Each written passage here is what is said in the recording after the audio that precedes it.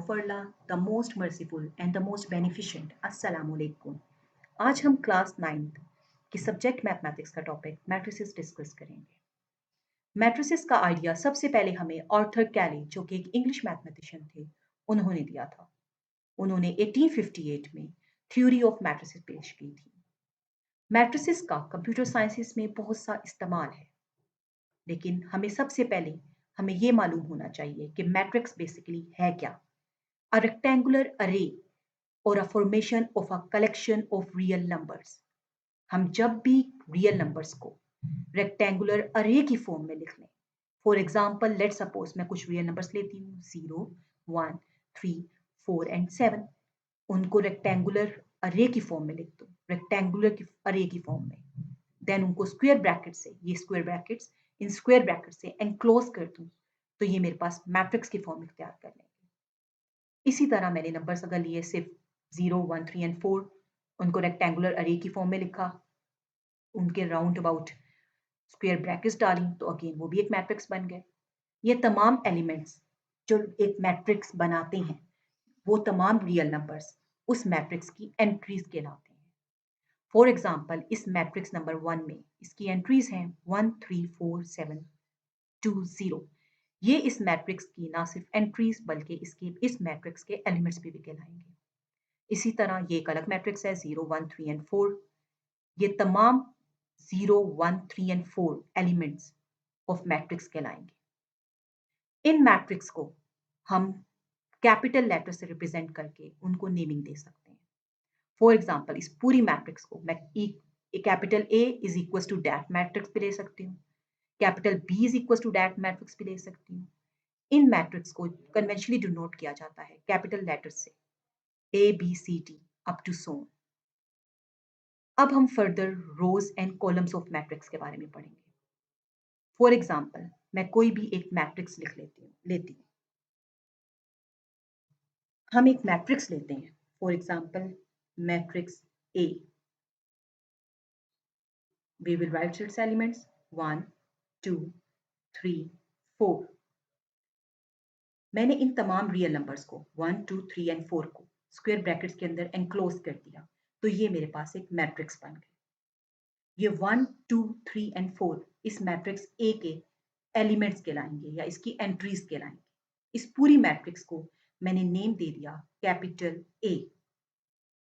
अब इसके रोज and columns के बारे में जब मैंने जानना है, तो जो भी ऐसे तमाम एलिमेंट्स जो हॉरिजॉन्टली लिखे जाते हैं, वो इस मैट्रिक्स के रोज बनाएंगे, इस मैट्रिक्स की रोज कंस्टिट्यूट करेंगे। फॉर एग्जाम्पल 1 एंड 2 ये भी हॉरिजॉन्टल लाइन में लिखे जा रहे हैं, 3 and 4 they are also written in the horizontal line. ऐसे तमाम एलिमेंट्स जो हॉरिजॉन्टली लिखे जाते हैं, वो मैट्रिक्स की रोज कहलाते हैं। For example, 1 and 2 are constituting row 1 of matrix. 3 and 4 are constituting row 2 of matrix. Subscript में लिखे जाते हैं R1, R2, first row R1, second row R2।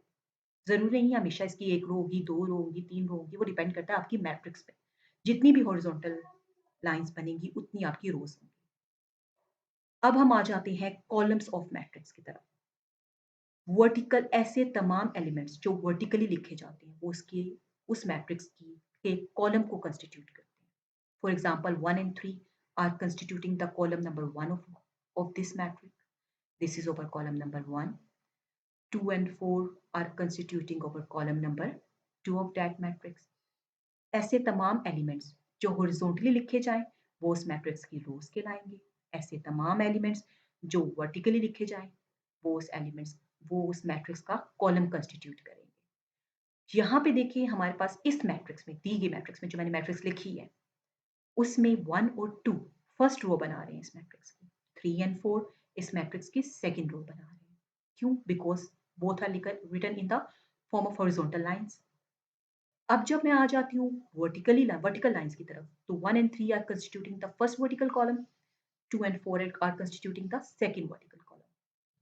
इस कॉन्सेप्ट को मजीद क्लियर करने के लिए बेटा मैं आपको एक और मैट्रिक्स लिख के उसके अकॉर्डिंग आपको उसका कॉन्सेप्ट बताती हूँ, रोज एंड कॉलम्स का। For example if I have a matrix B जिसके एलिमेंट्स हैं मेरे पास 4, and 2. अब मैं अगर आपको कहूँ ये मेरे पास एक मैट्रिक्स है जो रियल नंबर्स 4 और 2 से मिलकर बनी है। ये रियल नंबर 4 एंड 2 इसके एलिमेंट्स हैं। बी से मैंने कैपिटल बी से इसको डिनोट किया है, इनको स्क्वायर ब्रैकेट्स में एनक्लोज्ड किया है। ये मेरे पास एक मैट्रिक्स है। अब मुझे इसके नंबर ऑफ रोज और इसके नंबर ऑफ कॉलम्स काउंट करने हैं। जब मैं नंबर ऑफ रोज काउंट करना चाहूंगी तो मैं देखूंगी कि how many horizontal lines are forming there. Only one horizontal line is forming, that is 4 and 2 is forming. That's why here we have only one row present. When we are talking about column, we have two columns, two vertical lines. That is representing over column number 1, and then it is constituting over column number 2. There are one row and two columns present in matrix B. Further इसके concept को मजीद clear करने के लिए हम एक और matrix लेते हैं, that is matrix C which has element 1. अब मैं आपको कहूं इसके नंबर ऑफ रोज और इसके नंबर ऑफ कॉलम्स हमने फाइंड करने हैं, तो देखें, let's see. There is only one horizontal line, that's why there is only one row present over there. There is forming only one vertical line, that's why there is only one column present over there. This is the basic concept which I want to share with you, the concept of rows and columns in a matrix. जितनी horizontal lines आपके पास matrix में बनेंगी वो उसकी उतनी रोज कहलाएंगी, और जितनी vertical lines आपके पास बनेंगी उसके उतने कॉलम्स कहलाएंगे.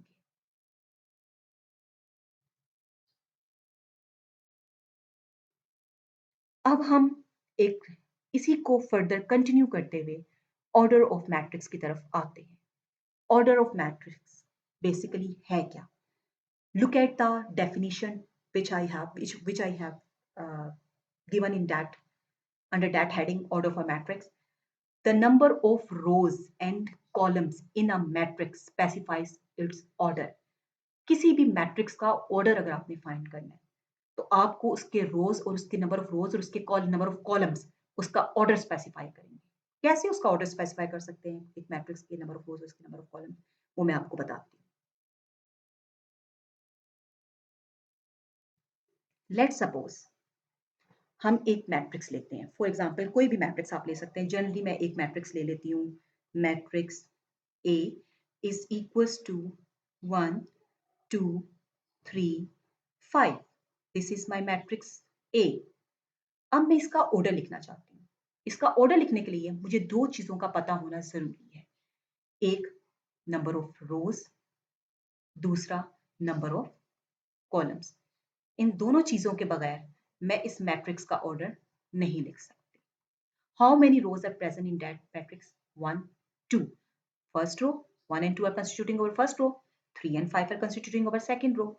There are two rows present in that matrix. And when we come towards the column, 1 and 3 are constituting over column number 1, 2 and 5 are constituting over column number 2. There are also two columns present in that matrix. अब इस matrix का जब हम order लिखेंगे तो हम इसका order कैसे लिखेंगे? इसका ऑर्डर लिखने के लिए सबसे पहले हम लिखेंगे इसके नंबर ऑफ रोज. इसकी नंबर ऑफ रोज कितनी है? 2. We will write 2. Then we will apply dash, then we will write by, by number of rows by number of columns. Number of columns, how many columns are there? 2. We will write it here 2. That's it. That is the order of that matrix A. इसी की further practice करने के लिए मैंने आपके लिए एक activity design की है. What is that activity? Look at this. Find the order of following matrices. In matrices के ऑर्डर हमने लिखने हैं. सबसे पहले हम ए को डिस्कस करें. मैट्रिक्स ए देखें. Look at the matrix A. Matrix A की रोज देखें. How many rows are there? Row number 1 2 and 3 are constituting row number 1, -5 and 6 are constituting row number 2. There are two rows present. आप सबसे पहले लिख लें यहाँ पे कितनी रोज है हमारे पास मैट्रिक्स ए में. We will first write how many rows are there? 2 rows. We will write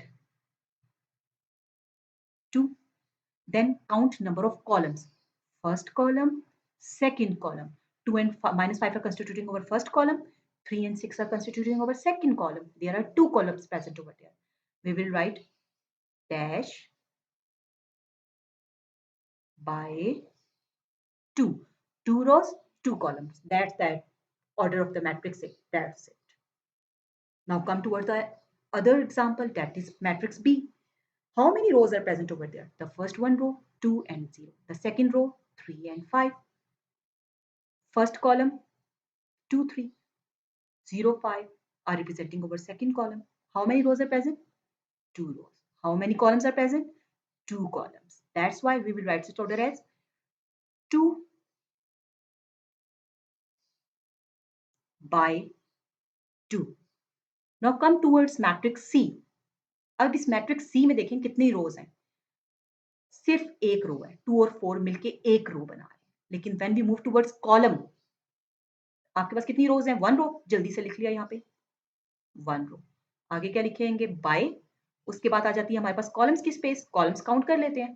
first column, second column, 2 columns are there. That's why we will write 2. That's it.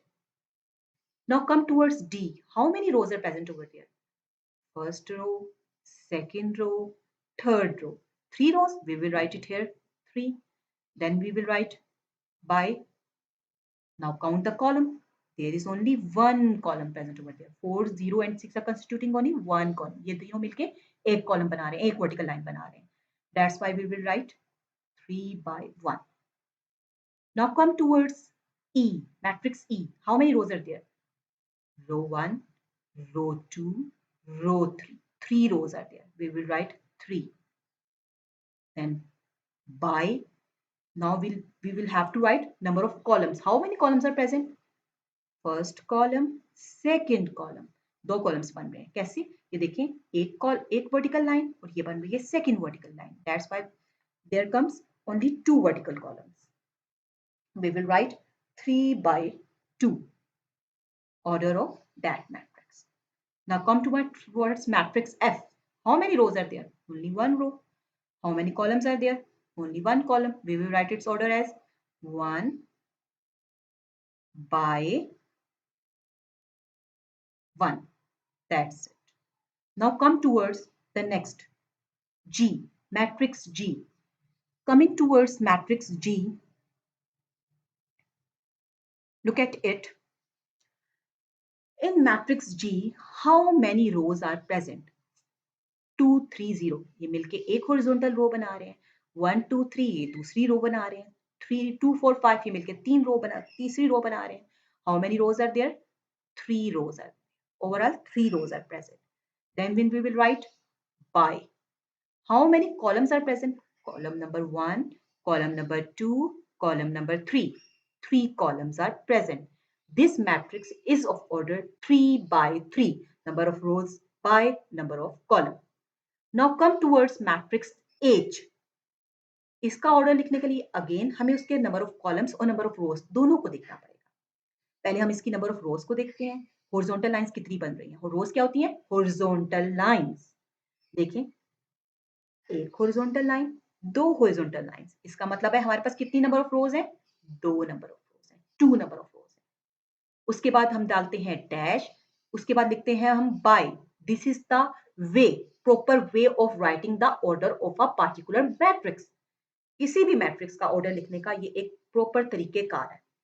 2 dash by dash. Now I have to write the number of columns. How many columns are there? Look at it.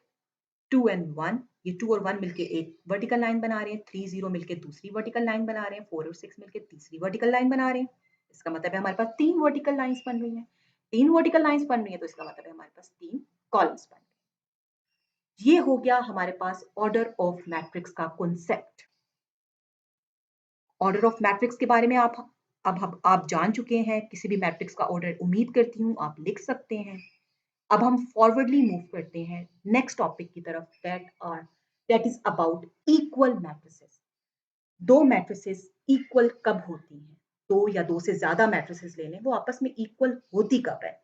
Let's suppose we are taking 2 matrices, matrix A and matrix B. हमारे पास 2 matrices हैं. Matrix A को हम कह देते हैं कि वो मैट्रिक्स बी के इक्वल है और इसको इस तरह डिनोट करते हैं, A इक्वल टू बी. ये तो आप बचपन से आपको पता है, इक्वल का साइन तो हम हमेशा से डालते हुए आए हैं. A equal to B. अब दो मैट्रिक्स आपस में इक्वल कब होती हैं? दो मैट्रिक्स आपस में उस वक्त इक्वल हो सकती हैं, उसके लिए दो कंडीशंस का सेटिस्फाई होना जरूरी है। इन दो कंडीशंस में से भी एक कंडीशन भी अगर हमारी सेटिस्फाई नहीं होती तो हमारे पास मैट्रिसेस आपस में इक्वल नहीं होंगी। इक्वल मैट्रिसेस होने के लिए मैट्रिसेस की दोनों कंडीशंस का सेटिस्फाई होना जरूरी है। फर्स्ट कंडीशन देखिए, the order of A equal to order of B. दोनों मैट्रिसेस का ऑर्डर सेम होना चाहिए। ऑर्डर क्या होता है? अभी हमने ऑर्डर के बारे में सीखा था, the number of rose by number of columns. दोनों के नंबर ऑफ रोज और नंबर ऑफ कॉलम्स इक्वल होने चाहिए, दोनों का ऑर्डर सेम होना चाहिए। पहली कंडीशन हो गई। दो मैट्रिसेस आपस में इक्वल कब होंगी? इक्वल का कॉन्सेप्ट हम शुरू से पढ़ते आ रहे हैं। 2 इक्वल है 2 के, 3 इक्वल है 3 के, 4 इक्वल है 4 के, 2 इक्वल है 1 प्लस 1 के। 1 प्लस 1 भी तो 2 ही आंसर देता है ना, तो 2 इक्वल है 2 के। तो ऑर्डर का सेम होना जरूरी है। इक्वल मैट्रिसेस में सबसे पहली रिस्ट्रिक्शन, ऑर्डर का सेम होना जरूरी है। दो मैट्रिसेस का ऑर्डर उस वक्त सेम होता है जब उनके नंबर ऑफ रोज और उनके नंबर ऑफ कॉलम्स आपस में इक्वल सेम हो। Number of rose and number of column. Order के बारे में अभी हमने पढ़ा था, डिटेल में पढ़ा था हमने कि number of rose number of columns equal होने चाहिए, तो वो इक्वल मैट्रिसेस कहलाते हैं। अब उसके अलावा ऑर्डर तो सेम हो, उसके अलावा सेकंड कंडीशन की तरफ आए, their corresponding elements are equal. उनके कोरस्पॉन्डिंग एलिमेंट्स का भी इक्वल होना जरूरी है, फिर कहा जाता है कि ए बी के बराबर है। इसी स्टेटमेंट को मैं आपको मैथमेटिकली एक दो मैट्रिसेस लिख के प्रूव करती हूँ। फॉर एग्जाम्पल, मेरे पास एक मैट्रिक्स है, मैट्रिक्स ए। उसके एलिमेंट्स हैं 3 and 4। And then I have a matrix, matrix B. उसके एलिमेंट्स हैं 2 प्लस 1 एंड 4। तो क्या ये मैट्रिसेस आपस में इक्वल हैं? आइए हम देखते हैं। इसके लिए हमें मैट्रिसेस की दोनों इक्वल मैट्रिसेस की दोनों कंडीशंस को सेटिस्फाई करना पड़ेगा। पहले हमें इन दोनों का ऑर्डर देखना पड़ेगा। नंबर ऑफ रोज देखें, इसमें 1 रो, इसमें भी 1 रो। इसमें कॉलम्स देखें 1 एंड 2, 2 कॉलम्स। इसमें कितने कॉलम्स हैं? 1 2, 2 कॉलम्स। और बेटा 2 प्लस 1 ये इसी स्पेस पे, इस जगह पे प्रेजेंट है। ये 2 प्लस 1 एक ही एलिमेंट है, आप इसको अलहदा कॉलम कंसिडर नहीं करेंगे। इसमें बी मैट्रिक्स के दो ही कॉलम है, एक ये एक ये दो कॉलम्स हैं। 2 प्लस 1 ये एक ही एलिमेंट है इस मैट्रिक्स का। अब आपने पहला तो इसका ऑर्डर हमने देखना है, इन दोनों मैट्रिक्स का ऑर्डर सेम है या नहीं। तो हमने देखा नंबर ऑफ रोज, पहले में 1 रो है, इसमें भी एक ही रो है, मैट्रिक्स बी में भी 1 रो है। अब नंबर ऑफ कॉलम्स देखते हैं, इसमें 1 एंड 2, 2 कॉलम्स है। इसमें चेक कर लेते हैं 1 2, 2 कॉलम्स है। जब नंबर ऑफ रोज और नंबर ऑफ कॉलम्स इक्वल हो गए तो मैट्रिसेस आपस में इक्वल मैट्रिसेस हुए। एक कंडीशन तो सेटिस्फाई हो। Second condition, look at the second condition, the corresponding elements are equal. Corresponding means the elements at the same place must be equal. 3 इस प्लेस पे प्रेजेंट है तो उस मैट्रिक्स में भी इस प्लेस पे जो एलिमेंट है वो 3 ही होना चाहिए। तो यहाँ पे देखें 3 और यहाँ पे 2 प्लस 1, 2 प्लस 1 क्या आंसर देता है? 3। सेम है। इसकी इस प्लेस पे कौन सा एलिमेंट प्रेजेंट है? 4। सेम प्लेस पे कौन सा एलिमेंट प्रेजेंट है? 4। तो कोरस्पॉन्डिंग एलिमेंट्स भी इक्वल हो गए। अब हम कह सकते हैं as their order is same, दोनों का ऑर्डर भी सेम है और दोनों के कोरस्पॉन्डिंग एलिमेंट्स भी इक्वल हैं, इसलिए ए मैट्रिक्स इक्वल है मैट्रिक्स बी के। इसी कॉन्सेप्ट को फर्दर क्लियर करने के लिए मैं आपके सामने कुछ मैट्रिक्स आपको स्क्रीन पे नजर आ रही होंगी, A B C D E F G H I and J. इन मैट्रिसेस को देख के हमने बताना है कि कौन सी मैट्रिसेस आपस में इक्वल है। इक्वल मैट्रिसेस के कॉन्सेप्ट से अब आप लोग अवेयर हो, उसके लिए दो कंडीशंस का सेटिस्फाई होना जरूरी है। पहली कंडीशन, उनका ऑर्डर सेम हो। सेकंड कंडीशन, उनके कोरिस्पॉन्डिंग एलिमेंट्स इक्वल। सबसे पहले look at the matrix A. Matrix A में हमारे पास एलिमेंट है 3।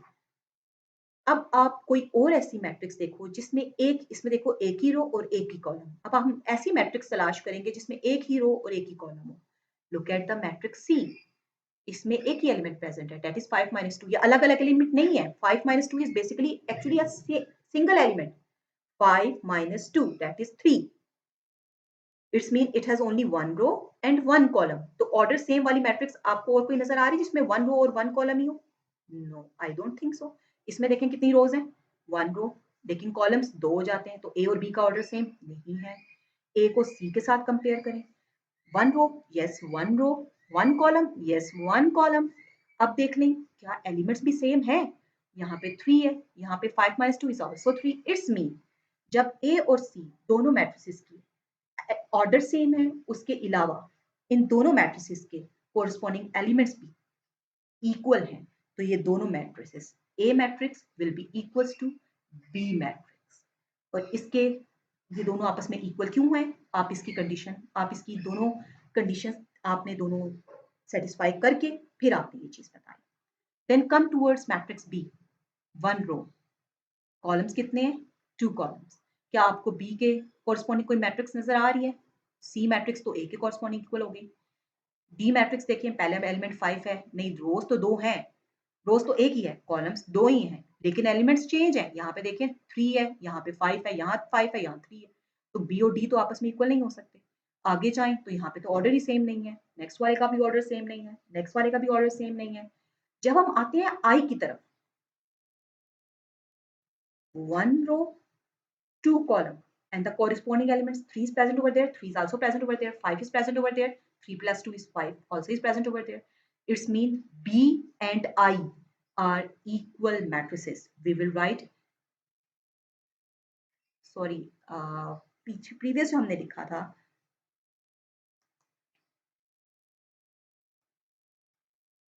A हमारे पास किसके इक्वल आया था? A will be equals to C, and then B matrix will be equals to matrix I, because both have the same order and both have the same corresponding, equal corresponding elements, same corresponding elements. Now come towards D. Is there any matrix having the order one row, two column? Yes, we have those matrices, but the corresponding elements are not same. That's why D is equals to none of these matrices. When we come towards matrix E, matrix E को देखिए, आप compare करें matrix A के साथ, same order, 2 rows, 2 column, 2 rows, 2 column, and the same elements are present at the same position. That's why we will write matrix E will be equals to matrix H. Come towards matrix F, 2 6, 2 rows, 1 column, matrix G, 2 rows, 1 column. अब corresponding elements देख लें, 2 and 6, 3 minus 1 give us 2, 3 plus 3 gives us 6. It's mean matrix F will be equals to matrix G. Now come towards matrix H. हमने कहा था E and H are equal. Now come towards J. It is also the two containing, it also contains 2 rows, 2 column, and the elements are 4, 2 plus 2 4, 2 minus 2 0, 2 plus 4 6, 2 plus 0 2. It has also the same elements like E and H. It's mean E, H and J all are equal matrices. इन तमाम matrices को equal matrices show करने के लिए हमें दोनों conditions को satisfy करके check करना हमारे लिए जरूरी है। Got it? अब हम फर्दर इसी की एप्लीकेशन पे फर्दर चलते हुए एक क्वेश्चन सॉल्व करेंगे।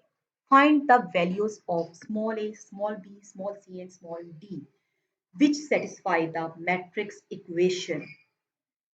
सबसे पहले when we look at that question, जब आप इस क्वेश्चन की तरफ देखते हैं तो हमें ये समझ आ रहा है क्वेश्चन पढ़ के कि हमने 5 वैल्यूज फाइंड करनी है, small a, small b, small c and small d की। Small a, small b, small c और स्मॉल d की वैल्यूज फाइंड करने के अलावा विच सेटिस्फाई द मैट्रिक्स इक्वेशन, जो मैट्रिक्स इक्वेशन को सेटिस्फाई कर रही है।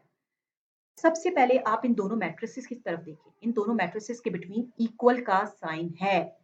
हमने पढ़ा था अभी पीछे प्रीवियस टॉपिक में पढ़ा है कि मैट्रिसेस के इक्वल मैट्रिसेस होने के लिए मैट्रिसेस, दो मैट्रिसेस इक्वल उस वक्त होती हैं when they have the same order, उनकी नंबर ऑफ रोज और उनके नंबर ऑफ कॉलम्स इक्वल होने चाहिए।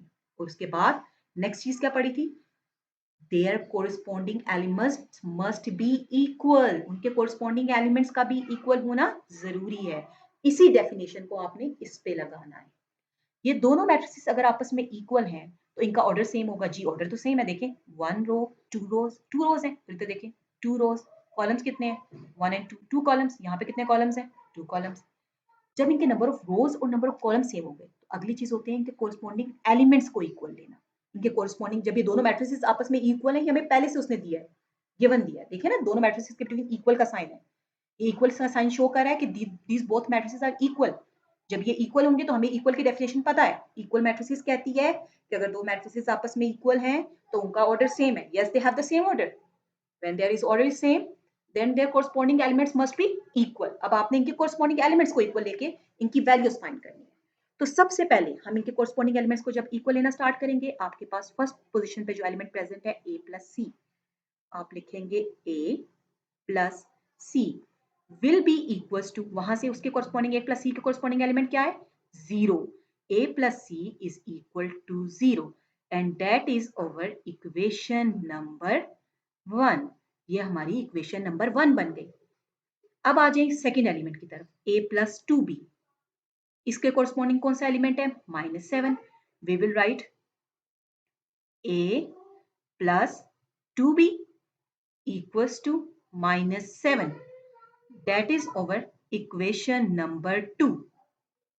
Now come towards the third element c-1, उसके कोरस्पॉन्डिंग एलिमेंट क्या है 3।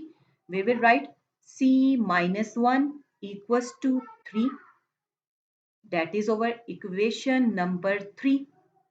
now come towards the fourth element 4d minus 6, और उसके corresponding element क्या है 2d, तो हम लिख लेंगे 4d minus 6 is equal to 2d and that is our equation number 4। अब इन 4 इक्वेशन को corresponding सॉल्व करके हम इसके एलिमेंट्स इसकी a b c और d की वैल्यूज को निकाल सकते हैं। अब मैंने ये इक्वेशंस कैसे बनाई, I am repeating it again. First element को इस फर्स्ट मैट्रिक्स के फर्स्ट एलिमेंट को सेकंड मैट्रिक्स के फर्स्ट एलिमेंट के इक्वल लेकर, क्योंकि बोथ मैट्रिसेस आपस में इक्वल थे, तो फर्स्ट एलिमेंट को फर्स्ट एलिमेंट के इक्वल लिया, सेकंड एलिमेंट को सेकंड एलिमेंट के इक्वल लिया, थर्ड एलिमेंट को थर्ड एलिमेंट के इक्वल लिया, फोर्थ एलिमेंट को फोर्थ एलिमेंट के इक्वल लिया। फर्स्ट इक्वेशन से मैं अभी फर्दर सिंप्लीफिकेशन नहीं कर सकती, क्यों, क्योंकि मेरे पास दोनों अननोन है, ना मुझे ए की वैल्यू पता है ना मुझे सी की वैल्यू पता है, मैंने इसको यहीं पे छोड़ दिया। जब मैं इक्वेशन नंबर 2 पे जाती हूँ, मैं इसको भी फर्दर सॉल्व अभी नहीं कर सकती, ना मेरे पास, क्योंकि मेरे पास बी भी अननोन है ए भी अननोन है, इसको भी वैसे ही छोड़ दिया। जब मैं सी की तरफ थर्ड इक्वेशन की तरफ आती हूँ तो यहाँ से मेरे पास सी की वैल्यू निकालना आसान है, क्यों, क्योंकि मेरे पास इस इक्वेशन में सिर्फ एक ही अननोन है सी। तो इस अननोन की वैल्यू निकालने के लिए अगर मैं सी को यहीं पे रहने दूं और इसके साथ जो एक्स्ट्रा चीज आ रही है, एक्स्ट्रा इसके साथ क्या चीज है, ये -1, यहाँ पे माइनस हो रहा है, इक्वेशन की दूसरी साइड पे जाके क्या हो जाएगा +1, तो 3 + 1, c is equals to 3 + 1 will give us 4। यहाँ से हमारे पास c की वैल्यू आ गई, दैट इज 4। यहाँ से इक्वेशन नंबर 3 से हमने c की वैल्यू निकाल ली 4। Now come towards equation number 4, यहाँ पे भी d है, यहाँ पे भी d है, इस सारे d को अननोन को हम एक साइड पे अगर ले आए, ये +2d है, दूसरी साइड पे जाएगा तो क्या हो जाएगा, हमेशा स्मॉलर को ग्रेटर के पास लेकर जाते हैं, 2d यहाँ पे ऐड हो रहा है इक्वेशन की दूसरी साइड पे, इस साइड पर लेकर आएंगे तो सब्ट्रैक्ट हो जाएगा। We will write it as 4d minus 2d minus 6 equal to 0। यहाँ पे कुछ भी नहीं बचा तो 0। 4d minus 2d it will give us 2d minus 6 equals to 0। we have to separate d, क्योंकि हमने d की वैल्यू फाइंड करनी है। 6 यहाँ पे सब्ट्रैक्ट हो रहा है, उस साइड पे जाके क्या हो जाएगा add, d is 2d is equals to 0 plus 6, 2d is equals to 0 में 6 ऐड किए, it will give us 6, 2 is multiplying over there, it will be divided on the next side because we have to separate d, 2 1s are 2, 2 3s are 6, d की value हमारे पास यहाँ से क्या आ गई 3। अब हम दो अननोन्स की वैल्यू फाइंड कर चुके हैं, that is c is equals to 4 and d is equals to 3। इन दो वैल्यूज को हम इन दो इक्वेशंस में पुट करके इनकी कोरस्पॉन्डिंग बाकी unknown variables that is a and b उनकी वैल्यूज फाइंड कर सकते हैं। यहाँ पे हमारे पास when we move towards equation number 1, इस इक्वेशन नंबर 1 में ए और सी दो वेरिएबल्स है। अब सी की वैल्यू आपको नोन है, आपको पता है। अब आप सी की वैल्यू इसमें पुट करके ए की वैल्यू फाइंड कर सकते हैं। You will write putting put C is equal to 4। जब हम सी को 4 पुट करेंगे, कहां से पुट किया, ये निकाली हुई है वैल्यू हमने, यहाँ पे पुट करेंगे a plus 4 equals to 0। a को सेपरेट करना पड़ेगा because we have to find its value, it is unknown. 4 is adding over there, it will be subtracted on the next side. 0 minus 4, a is equals to 0 minus 4 minus 4. That's how we will get the value of a. Now we will have to find the value of b. Come towards equation number 2. Now we have to substitute the value of a over there. a की value आप find कर चुके हो। a की क्या value आई है हमारे पास, -4. Put a is equals to -4 in it. हम इसमें -4 पुट करते हैं a की वैल्यू, a की जगह -4 प्लस 2b इक्वल्स टू -7। हमने b को सेपरेट करना है because we have to find the value of b over there. -4 उस साइड पे जाके क्या हो जाएगा, +4 इक्वल की दूसरी साइड पे। क्यों, क्योंकि जिस अननोन वेरिएबल की वैल्यू आपने फाइंड करनी होती है, you have to vacate that value, you have to separate that value. 4 is subtracting over there, it will be added on the next side. -7 plus 4. 2b equals to plus minus -7 minus 4 will give us 3. Sign हम वो लगाते हैं जो बड़ी value के साथ होता है। That 7th is greater, it carries minus sign, that's we will write -3. Now we have to vacate b. 2 is multiplying over there, it will be divided on the next side, -3 by 2, which will be further equals to minus 2 ones are 2, 1 remaining, 1 whole 1 by 2, or minus 2 ones are 2, point लगा के 0 लगाएंगे, नीचे आ जाएगा 10, 1.5. b equals to minus 1.5. That's how we will find the value of a, b, c and d. आज हमने इस पूरे lecture में मैट्रिसेस के बारे में डिटेल से पढ़ा।